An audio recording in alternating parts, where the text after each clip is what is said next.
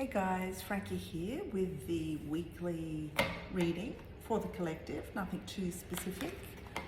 A general look at what we can all expect. Oh, left a couple out. Oh, these are the ones I picked before we came on. So it looks like I've got the sun shining on me this week, which feels good. All right. I always do that so that I can sort of tease out what's a personal message for me in comparison to the tarot cards that are meant for the collective. Yeah, and it can be quite subtle. I've noticed that actually, that similar cards can come up at any one time, but it's all about the combination of cards that really gives us the message. Yeah, I'm not sure if I made sense then. I'm a little bit tired today. All right, so let's go and ask for some cards for the collective.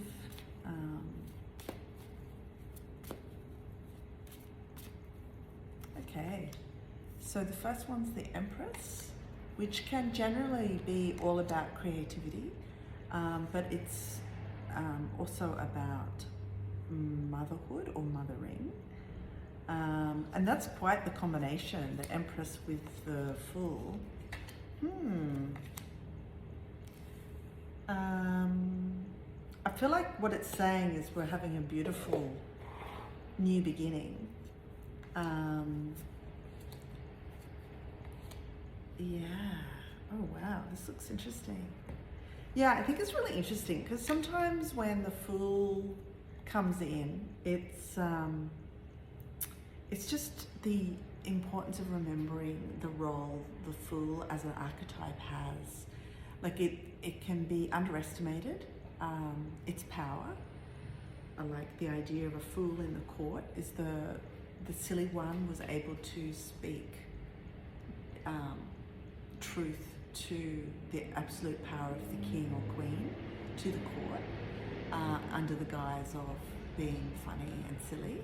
And I think this is really interesting that sometimes you've got to be willing to be the fool to tell the truth. And in that sense, it's like powerful, important things don't have to be serious and heavy in their presentation, but they can still pack a punch. So I feel like just the way the Fool steps lightly, I think the idea is that as we deal with people in the role of mother or a carer, that the light touch can often, or saying things with humour can have such a powerful way to get the message in. The whole idea of the light touch. And also even like if you're an artist tending your field of inquiry, sometimes the light touch is so incredible. Like often it comes after lots of thoughtfulness, but then all of a sudden, shoo, a quick move and you have something kind of special.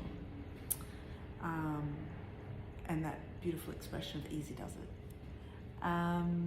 Okay, so lovely. All right, we've got like, are you willing to work at something? Because I do think the message here is hard work, but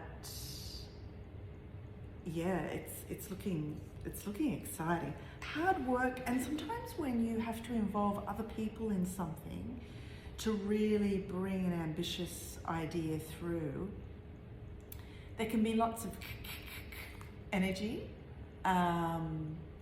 which isn't necessarily drama or anything. It's just that dealing with people takes energy, and that just to accept that, to really do something amazing, just allow for that energy depletion coming from just dealing with heaps of people in order to bring through this big vision. Because it is about working with others, the three. Ooh, so we've got a few threes here, which is always about creativity. And you know, for some of you out there, it might be like feeling a little bit off kilter with the whole idea of being the leader in something. Yeah, but But there's not one way to be a leader, and I think sharing power is definitely the way forward. Like, you know, if you are uncomfortable sitting in that sense of authority, just imagine that you can actually pass that sense of authority on to someone else once you've got something started. That can free up the whole idea of being in charge if that's uncomfortable for you. And there isn't one way to be an authority. Like, this is kind of like the idea of like a judge or a magistrate or a lawyer, or like an engineer or a mathematician, like somebody where there is just the clarity of mind, that it can really just cut through anything else. And emotion doesn't have a place there for that mastery of thought, for the clarity to really be powerful. Emotion doesn't really have a place in it. But that is good for a super clear vision of what you want to bring through. And like, if you have a really big vision that you want to bring into the world, then how do you balance that out with an emotional life? Like, you know, how do you keep your life rich? Because I don't think we need to sacrifice a lush life in order just to have a really great vision and occupy the position of authority or be a leader. Like, both of these visions both of these pictures are archetypes of leadership. So bring that sort of way of thinking, or those ideas into you as you go about your week. This is interesting. There's another king, another master, and this one is Pentacles, which is the material world. Often, like, we just shorthand that as money, but it's also being really good at making things happen in the real world, in the material world, like, you know, organizing a lovely party or something like that. Yeah, there's a really lovely sense of you know, like, working hard and creating the world you want around you. And to have the world you want, you need to be a leader. Yeah. Okay, I might just ask for a bit more info about the Seven of Wands and the Lovers here, because you might be halfway through a project and be like trying to work out what's like a decision of how to move forward with it. So I'll just ask for a bit of info. Okay, so okay, this is interesting.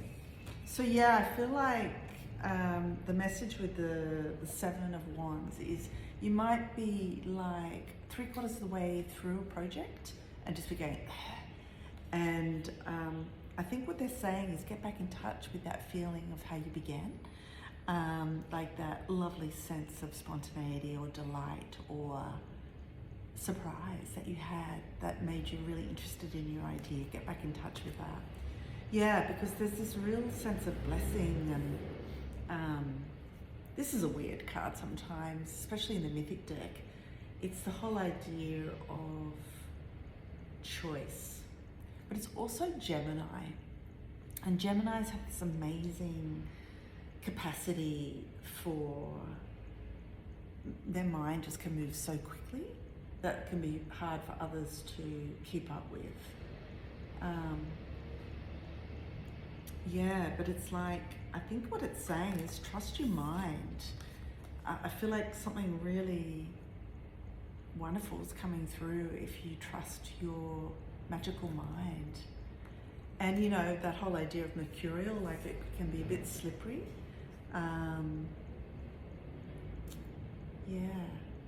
Trust it. And you know, some people say choose, like, just choose, like, is it such a big deal?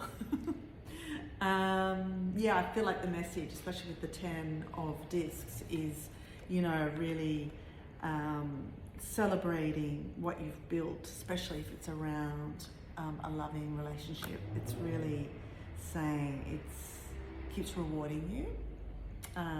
Yeah, lovely. Yeah, all these kings. It's really interesting.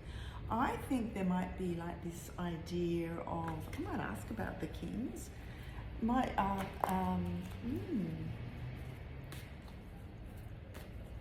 yeah, it's always interesting what catches my eye. Like I was saying at the beginning, the combinations can be really interesting, and can be the really great message actually. All right, let's see. Six of discs. Okay, so I love it when there's a repetition. Yeah, this is definitely whatever element you are, whatever men are in your life. I think the message is definitely what role do you play? Are you the giver or the receiver? Yeah. When we have trouble stepping into the whole idea of authority or leadership, like then does that mean we're more comfortable as a beggar? Of like saying, oh, I don't need anything to be happy. The sixes are saying, just be careful of harmony at the cost of your self-esteem, maybe. But I think it's just sort of saying there's a beautiful harmony in your life right now. So what changes can we make? Like if we can acknowledge we've got mastery in like a really lovely sense of stability in the material world, or you know, we really know how to trust our beautiful, fast-working mind. You know, like we've got a degree of harmony right now, so then that's a great opportunity to tweak things that are, you know, not quite where we want to be, you know. So we can't be a master in every part of our life all the time. Like life's too dynamic for that. So I think the opportunity here is around our wonderful self-esteem, separate to relationships with other people, but also enjoy the stability and love and warmth that comes from a stable family life, whatever form that it takes, and understand that creating something like a beautiful community project or a beautiful family life or a creative project of some kind, a lot of the energy is going on dealing with people. And I just can't quite get the message for the Six of Pentacles, so I'm just going to ask for a bit more info, because it's definitely to do with power and mastery and harmony, but I just don't quite get it. Oh, Ace of Cups. Oh gosh, how lovely. Yeah, I think it's just like, enjoy this joyful time. Yeah, that's lovely. Yeah, and maybe the message is like with love, there's give and take. And yeah, just, and when you give to yourself, there's heaps to give to others. So I think it's just like a little message to remember to love and respect what you give to others and to give back to yourself. And sometimes it's just making time to give back to yourself, because you've got great practices, but it's, you know, being busy can be overrated. So just give yourself that time to acknowledge something's completed or reflect on the beautiful things that you've brought into your life. Yeah, and refill the well. Wonderful. Have a great week, everyone. See you soon.